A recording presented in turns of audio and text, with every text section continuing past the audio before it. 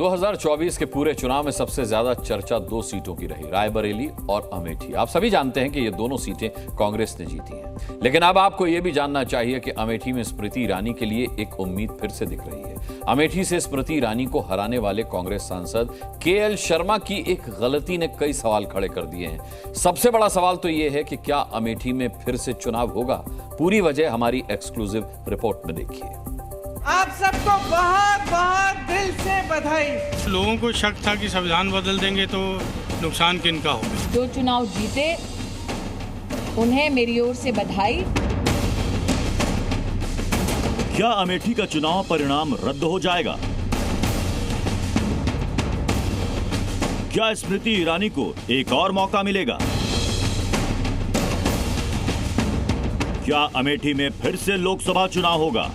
राहुल गांधी और प्रियंका गांधी वाड्रा ने अमेठी में स्मृति ईरानी के खिलाफ केएल शर्मा पर सफल दांव चला था, लेकिन अब इस दांव पर कहीं पेपर का एक पन्ना भारी ना पड़ जाए। ये पेपर कांग्रेस सांसद केएल शर्मा के नामांकन पत्र के साथ जमा किया गया एफिडेविट है। 24 पन्नों के एफिडेविट का ये पहला पन्ना है। इस पन्ने पर केएल शर्मा का पासपोर्ट साइज फोटो लगा है। 24 पन्नों में कहीं भी कोई दिक्कत नहीं है, लेकिन पहले पन्ने पर एक खामी पकड़ी गई है। खामी यह है कि केएल शर्मा 18वीं लोकसभा का चुनाव लड़ रहे थे, लेकिन उन्होंने नामांकन पत्र के साथ दिए एफिडेविट में 18वीं लोकसभा की जगह 17वीं लोकसभा लिख दिया।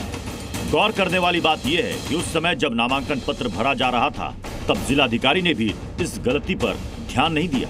अब जब केएल शर्मा चुनाव जीतकर अमेठी के सांसद बन गए, तब पहले पन्ने की गलती बीजेपी की पकड़ में आ गई।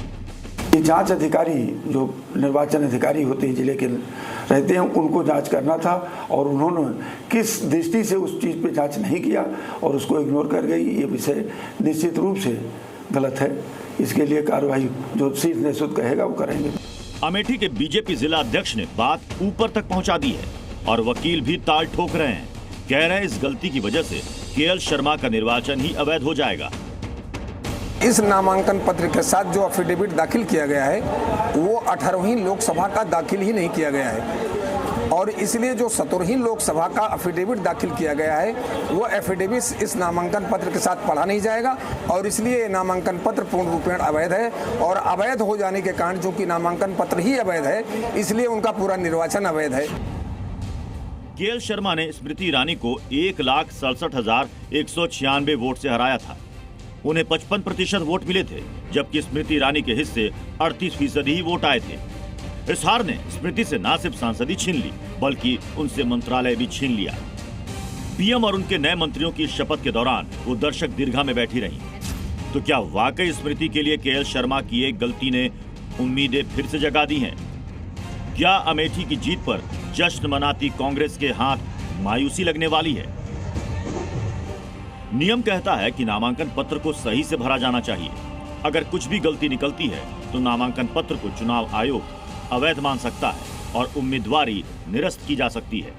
लेकिन इसके साथ ही संबंधित अधिकारी की भी जिम्मेदारी बनती है कि वो सही तरीके से पड़ताल करे, जो अधिकारी ने नहीं की। और अब इस चूक को बीजेपी मुद्दा बना रही है। लेकिन इसका परिणाम क्या होगा, कानूनी विशेषज्ञ क्या कहते हैं, सुनिए। मुझे नहीं लगता कि ऐसा होना चाहिए, क्योंकि ये एक टाइपोग्राफिकल एरर है। हम 18वीं लोकसभा की बात कर रहे हैं, उनके एफिडेविट में उन्होंने 17वीं लोकसभा लिखा है। ये एरर निर्वाचन अधिकारी का है, उनको उसको देखना चाहिए था। हो सकता है ये मामला अदालत में जाए, लेकिन उस चूक के लिए अगर केएल शर्मा पर कार्रवाई की जाती है तो फिर वो अधिकारी भी क्यों बचे, जो कम से कम इस गलती को उसी समय देखकर दुरुस्त करा सकते थे। ब्यूरो रिपोर्ट, जी मीडिया। जी न्यूज़।